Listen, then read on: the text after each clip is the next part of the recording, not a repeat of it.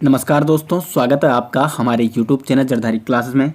दोस्तों, हिंदी के इस ऑनलाइन कोर्स में जैसे कि आपको पता है कि हमारे यहाँ पे हिंदी साहित्य के प्रमुख कवि और लेखक और उनकी रचनाओं वाला टॉपिक कंप्लीट हमारा यहाँ पे हो चुका है।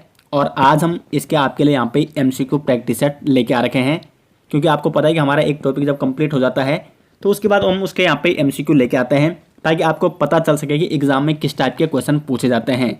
तो काफ़ी इंपॉर्टेंट यहाँ पे मैं क्वेश्चन लेके आ रखा हूँ। बहुत सारे इंपॉर्टेंट क्वेश्चन इसमें मैंने रखे गए हैं जो कि आगामी एग्जाम की दृष्टि से काफ़ी इंपॉर्टेंट है। तो चलिए दोस्तों, आज की वीडियो शुरू करते हैं। आज का फर्स्ट क्वेश्चन है दोस्तों, छायावादी युग के 4 स्तंभों में से निम्न में से कौन सम्मिलित नहीं है। मैंने आपको बताया था छायावादी युग के 4 स्तंभ कौन कौन से हैं। नंबर 1 सुमित्रानंद पंत, दूसरे हैं सूर्यकांत त्रिपाठी निराला, तीसरे हैं महादेवी वर्मा और चौथे हैं जयशंकर प्रसाद। तो ये 4 कवि जो कि क्या है, छायावादी युग के 4 स्तंभ इनको माना जाता है। तो इसमें जो माखनलाल चतुर्वेदी, सी ऑप्शन इस क्वेश्चन का राइट आंसर हो जाएगा, क्योंकि ये सम्मिलित नहीं है, यानी माखनलाल चतुर्वेदी सम्मिलित नहीं है छायावादी युग के 4 स्तंभों में से। तो सी ऑप्शन इस क्वेश्चन का राइट आंसर हो जाएगा। क्वेश्चन नंबर 2 है यहाँ पे, सुमित्रानंदन पंत को उनकी किस रचना के लिए ज्ञानपीठ पुरस्कार से सम्मानित किया गया या ज्ञानपीठ पुरस्कार प्राप्त हुआ।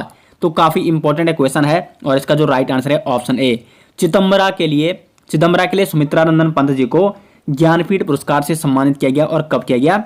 1968 में सुमित्रानंदन, ये सन भी आपको नोट करना है, 1968 में सुमित्रानंदन पंत जी को ज्ञानपीठ पुरस्कार से सम्मानित किया गया। और हिंदी साहित्य में ज्ञानपीठ पुरस्कार पाने वाले वो प्रथम व्यक्ति भी बने। तो ज्ञानपीठ पुरस्कार से सम्मानित प्रथम हिंदी साहित्यकार कौन है? सुमित्रानंदन पंत है। कब इनको ज्ञानपीठ पुरस्कार प्राप्त हुआ? 1968 में हुआ। और किस रचना के लिए? तो चिदम्बरा के लिए। तो 3 क्वेश्चन आपको यहाँ से बनते हैं, तो ये आपको जरूर नोट करने, बहुत ही मोस्ट इंपॉर्टेंट है। क्वेश्चन नंबर 3 है यहाँ पे, निम्न में से किसे छायावाद का प्रवर्तक माना जाता है। तो यहाँ पे ऑप्शन बी राइट आंसर है, जयशंकर प्रसाद जी को माना जाता है छायावाद का प्रवर्तक। छायावाद का प्रवर्तक किसे माना जाता है? जयशंकर प्रसाद को। दोस्तों, यहाँ पे मैंने जितने क्वेश्चन ला रखे हैं टोटल 25 ये क्वेश्चन हैं, और इनमें से आपको, क्योंकि ये मैंने टॉपिक आपको कंप्लीट करा रखा है और आपने अगर वो अच्छे से नोट्स बनाए होंगे तो ये सारे क्वेश्चन आपको आने चाहिए। नहीं तो कम से कम 25 में से 20 क्वेश्चन तो आपको आने ही चाहिए। तो कमेंट बॉक्स में जरूर बताएं ईमानदारी से कि इन 25 क्वेश्चनों में से आपको अपने आप कितने क्वेश्चन आ रहे हैं। इससे पता चलेगा कि आपकी तैयारी कैसी चल रही है। तो बी ऑप्शन इस क्वेश्चन का राइट आंसर है, जयशंकर प्रसाद को छायावाद का प्रवर्तक माना जाता है।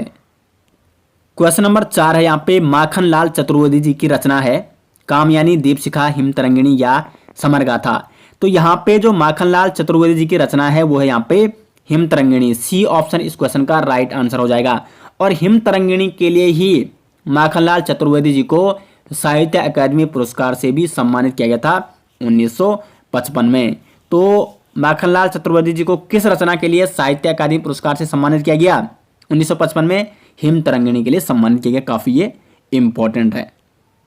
अब यहाँ पे जो अन्य ऑप्शन है, तो जो कामायनी है ये एक महाकाव्य है, और ये किसका है? ये किसकी रचना है? जयशंकर प्रसाद का ये महाकाव्य है कामायनी।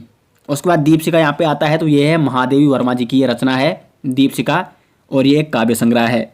हिमतरंगिणी हो गया माखनलाल चतुर्वेदी जी का, और समरगाथा ये किसका है? ये राजेश जोशी जी की रचना है। तो चारों ऑप्शनों के बारे में मैंने आपको बता दिया यहाँ पे।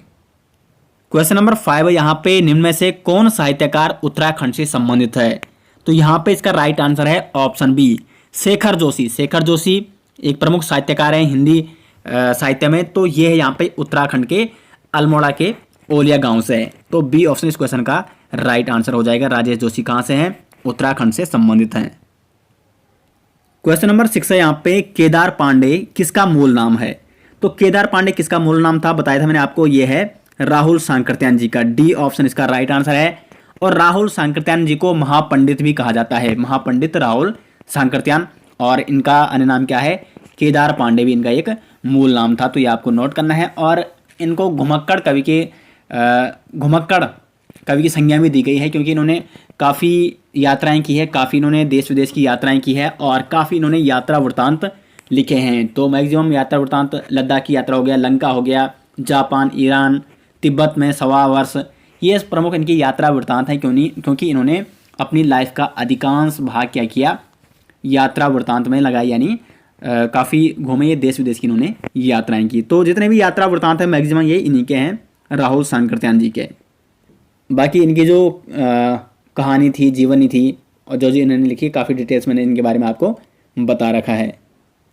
क्वेश्चन नंबर 7 है यहाँ पे, मुठभेड़ किसका उपन्यास है? तो मुठभेड़ है यहाँ पे उपन्यास किसका है? ये है शैलेश मटियानी जी का। बी ऑप्शन इस क्वेश्चन का राइट आंसर है। मुठभेड़ किसका उपन्यास है? शैलेश मटियानी जी का। शैलेश मटियानी ये भी उत्तराखंड से संबंधित है, अल्मोड़ा से संबंधित है शैलेश मटियानी जी। और इनके कुछ अन्य उपन्यासों के बारे में आपको बता दूं, सर्पगंधा हो गया, मुठभेड़ हो गया, आकाश कितना अनंत है, छोटे छोटे पक्षी, एक मुठ सरसों, ये इनके कुछ प्रसिद्ध उपन्यास है जो आपको नोट करने हैं। और उपन्यास आपको देखो, उपन्यास मैक्सिमम पूछ जाते हैं एग्जाम में, तो उपन्यास आपको लगभग सभी याद करने होंगे। और इनके बारे में काफ़ी डिटेल्स जो भी इनके प्रसिद्ध रचनाएं थी वो मैंने सारी आपको बता रखी हैं। क्वेश्चन नंबर 8 है यहाँ पे, प्रेमचंद के फटे जूते किसकी रचना है? ये आपने पढ़ी होगी, आपके सिलेबस में रहा होगा ये प्रेमचंद के फटे जूते। तो ये किसकी रचना है? ये यहाँ पे हरिशंकर परसाई जी की। डी ऑप्शन इस क्वेश्चन का राइट आंसर है। हरिशंकर परसाई जो कि हिंदी साहित्य में एक लेखक और व्यंग्यकार थे, तो इन्होंने यहाँ पे प्रेमचंद के फटे जूते जो ये रचना ये किसकी है? हरिशंकर परसाई जी की। डी ऑप्शन इस क्वेश्चन का राइट आंसर है। क्वेश्चन नंबर 9 है यहाँ पे, आपका बंटी किसका उपन्यास है? तो आपका बंटी है यहाँ पे मन्नू भंडारी जी का उपन्यास। बी ऑप्शन इस क्वेश्चन का राइट आंसर है। और इस आपका बंटी का जो उपन्यास है ये संबंध है यहाँ पे एक विवाह विच्छेद की त्रासदी में एक छोटा सा बच्चा किस तरह से पिस रहा है उसका उल्लेख किया गया है आपका बंटी उपन्यास में। इनके कुछ अन्य उपन्यास भी है, महाभोज हो गया, ये यहाँ पे राजनीति में स्वार्थ से संबंधित महाभोज में बताया गया है इसके बारे में, तो महाभोज भी इनका एक प्रसिद्ध उपन्यास है। एक इंच मुस्कान, ये भी इनका एक प्रसिद्ध उपन्यास है। तो ये प्रमुख 3 उपन्यास जो मैंने आपको बताए हैं, तो ये आपको जरूर नोट करने हैं। एक इनकी आत्मकथा भी है, एक कहानी यह भी। तो काफ़ी डिटेल्स इनके बारे में मैंने आपको बताया हुआ है। क्वेश्चन नंबर 10 है यहाँ पे, निम्न में से शेखर जोशी उत्तराखंड से संबंधित है, ये आपको नोट करना है। तो शेखर जोशी की रचना नहीं है। कोशिका घटवार, ये भी इनकी रचना है। गलता लोहा, ये भी इनकी रचना है। नौरंगी बीमार है, ये भी इनकी क्या है? एक कहानी है। तो इनमें जो एक इंच मुस्कान है ये इनकी रचना नहीं है। डी ऑप्शन इस क्वेश्चन का राइट आंसर है। एक इंच मुस्कान ये उपन्यास है, और ये किसका उपन्यास है? तो ये है आपका मन्नू भंडारी जी का उपन्यास है। तो बाकी ये जो 3 रचनाएं हैं ये किसकी हैं? राजेश जोशी जी की हैं। कोशिका घटवार, ये इनका एक उपन्यास है। गलता लोहा, ये भी इनकी एक कहानी है। और नौरंगी बीमार, ये भी इनकी एक कहानी है। तो तीनों रचनाएं किसकी है? शेखर जोशी जी की हैं। तो यहाँ पे इस क्वेश्चन का डी ऑप्शन राइट आंसर जो है, क्योंकि एक इंच मुस्कान एक उपन्यास है मन्नू भंडारी जी का। क्वेश्चन नंबर 11 है, वात्सल्य रस का सम्राट किसे माना जाता है? तो वात्सल्य रस का सम्राट माना जाता है यहाँ पे सूरदास को। सी ऑप्शन इस क्वेश्चन का राइट आंसर है। क्वेश्चन नंबर 12 है यहाँ पे, निम्न में से हिंदी साहित्य के भक्तिकालीन युग में निर्गुण धारा के कवि थे। देखो मैंने आपको बताया था निर्गुण धारा, देखो हिंदी साहित्य के जो भक्तिकालीन युग था उसमें 2 तरह के कवि हुए, एक निर्गुण धारा के और एक सगुण धारा के। सगुण का मतलब होता है उन्होंने किसी न किसी भगवान को माना, किसी न किसी भगवान की उपासना की और उनसे संबंधित क्या की? रचनाएं लिखी और रचनाएं की हैं। और निर्गुण धारा किसको कहा जाता है? जो किसी ईश्वर को नहीं मानते हैं। निर्गुण का मतलब होता है जिसका कोई गुण नहीं है। तो निर्गुण धारा के कवि थे यहाँ पे कबीरदास। सी ऑप्शन इसका राइट आंसर है। बाकी रसखान, कृष्ण से संबंधित इन्होंने रचनाएं लिखी। सूरदास भी कृष्ण भक्त थे। मीराबाई, ये भी कृष्ण भक्त थी। तुलसीदास हो गए, ये सभी क्या है? आपके सगुण धारा के कवि हैं। तो इसमें जो कबीरदास जी हैं ये क्या है? निर्गुण धारा के कवि हैं। तो सी ऑप्शन इस क्वेश्चन का राइट आंसर है। क्वेश्चन नंबर 13 है यहाँ पे, शिरीष के फूल किसकी रचना है? तो शिरीष के फूल की जो रचना है वो है आपकी हजारी प्रसाद द्विवेदी जी की। बी ऑप्शन इसका राइट आंसर है। हजारी प्रसाद द्विवेदी जी का एक निबंध संग्रह है शिरीष का फूल, और एक अन्य इससे संबंधित है अशोक का फूल। तो अशोक का फूल हो गया, शिरीष का फूल हो गया, ये प्रमुख निबंध संग्रह हैं हजारी प्रसाद द्विवेदी जी के। तो बी ऑप्शन इस क्वेश्चन का राइट आंसर है। क्वेश्चन नंबर 14 यहाँ पे, गोदान क्या है? तो गोदान एक कहानी संग्रह है, उपन्यास है, निबंध है या नाटक है? तो गोदान यहाँ पे एक प्रसिद्ध उपन्यास है। बी ऑप्शन इस क्वेश्चन का राइट आंसर है। और ये किसका उपन्यास है? तो ये है प्रेमचंद जी का।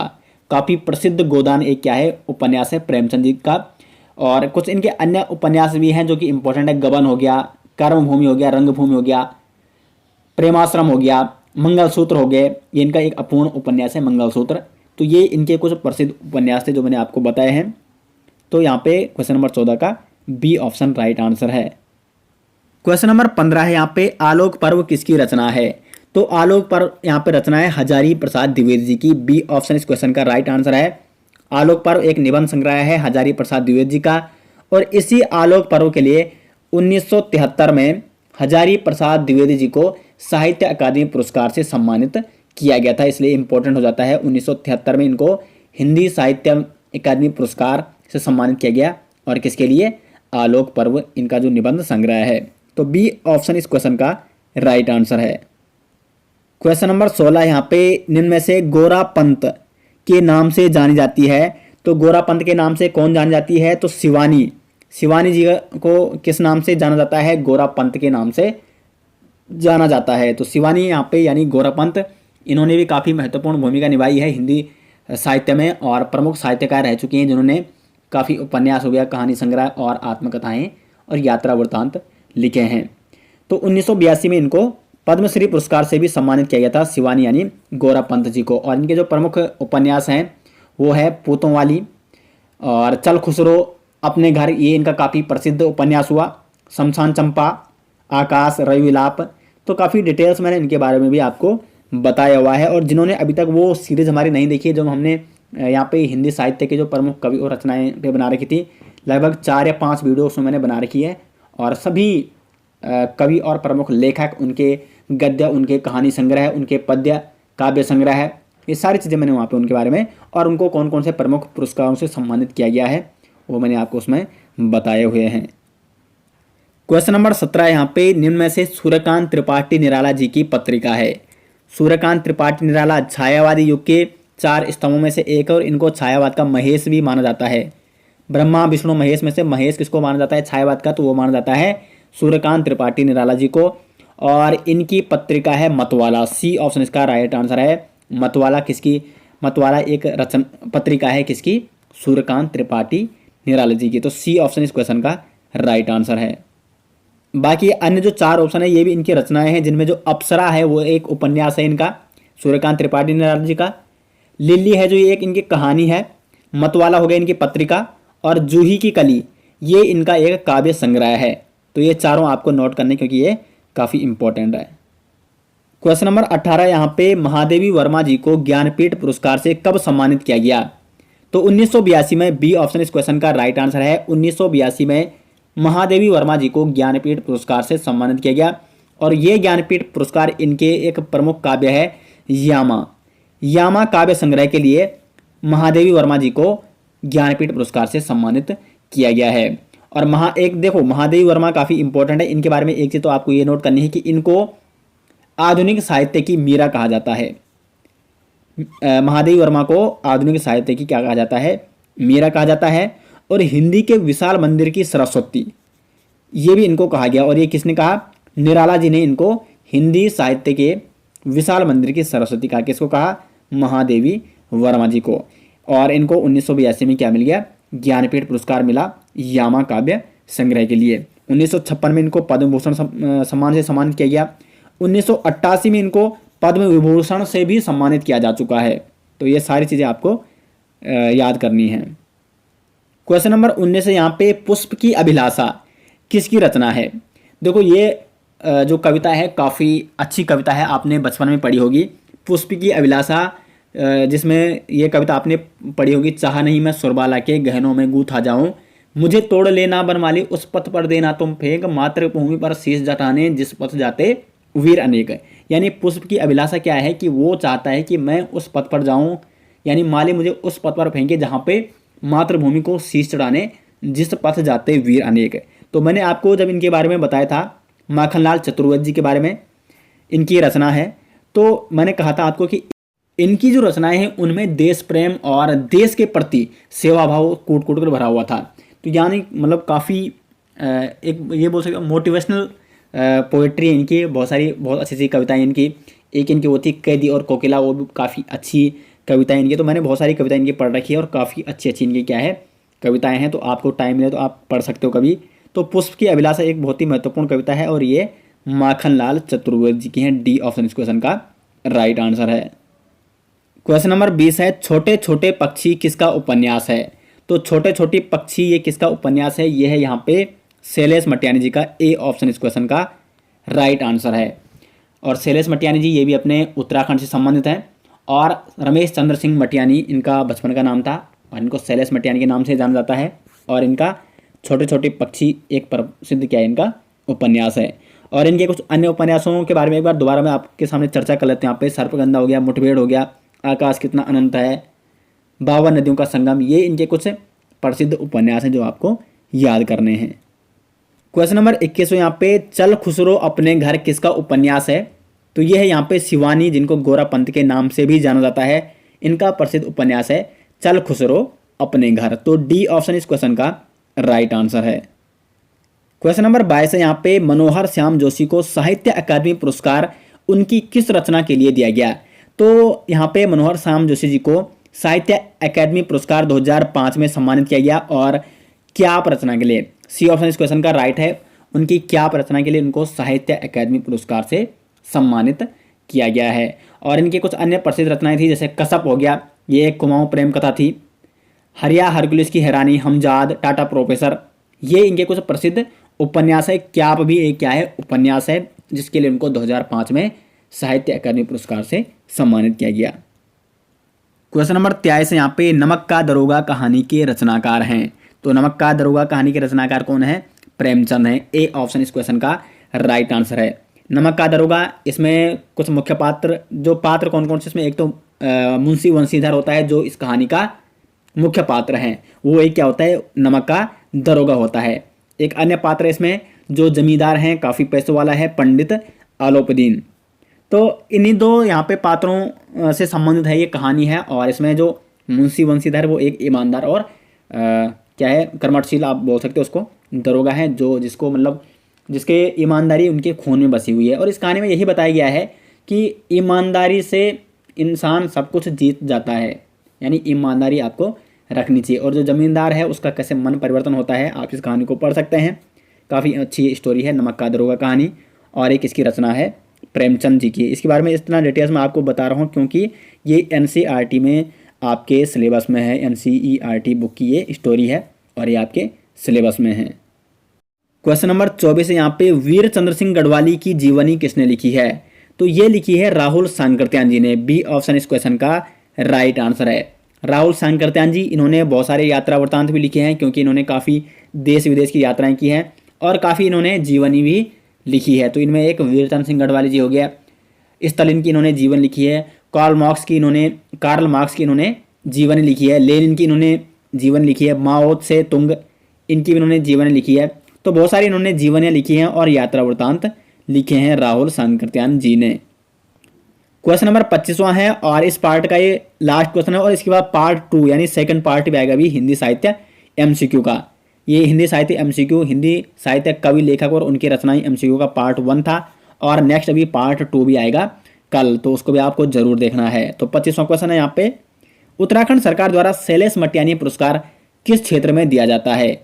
तो यहाँ पे जो उत्तराखंड सरकार द्वारा दिया जाता है शैलेश मटियानी पुरस्कार, ये दिया जाता है आपका शिक्षा के क्षेत्र में। बी ऑप्शन इस क्वेश्चन का राइट आंसर है। अब देखो यहाँ पे जो शैलेश मटियानी पुरस्कार है इसकी शुरुआत 2009 में की गई उत्तराखंड सरकार द्वारा। तो 2009 में शैलेश मटियानी पुरस्कार की शुरुआत की गई, यानी जो शिक्षक शैक्षणिक कार्य में उत्कृष्ट योगदान देता है तो उसको ये शैलेश मटियानी पुरस्कार से सम्मानित किया जाता है। तो 2009 में इसकी शुरुआत हुई, ये भी आपको नोट करना है।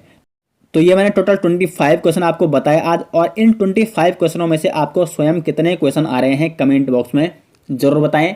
और आपको वीडियो कैसी लगी इसके बारे में भी कमेंट बॉक्स में ज़रूर बताएं। वीडियो को लाइक और शेयर ज़रूर करें और मिलते हैं इसके नेक्स्ट पार्ट में। तब तक के लिए धन्यवाद।